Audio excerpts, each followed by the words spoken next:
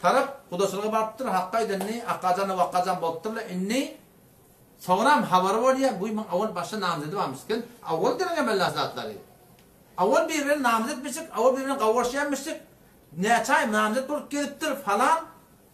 Onun da keptir ki ya da neftin aklın falan ette çıkandır ki bu zatın kıyınatı bu atla bir halde mutaadili yok da benim aramda. Falan ette giden de burada atla soğram zatları giyir bir yerde biliyor musun? Tek zatları avval barmakan, Kudaşılığa barmakan evunçak zatları derin emeli, soğramoli, birinin kafından barmakan. Kafından barandan sonra hesaptaki bahane tapmakla asıl gelişmeye. Hobini soğram biliptir diyorlar bir, soğram bilip. Avval aydınmaktır. Hob namzet boluptur da, bozuluptur da. Bolon da yok. Baştan asal sadık etmeyinle. Effete pak damanihine elle girmeyaptır. Effete pak damanihine elle girmeyaptır.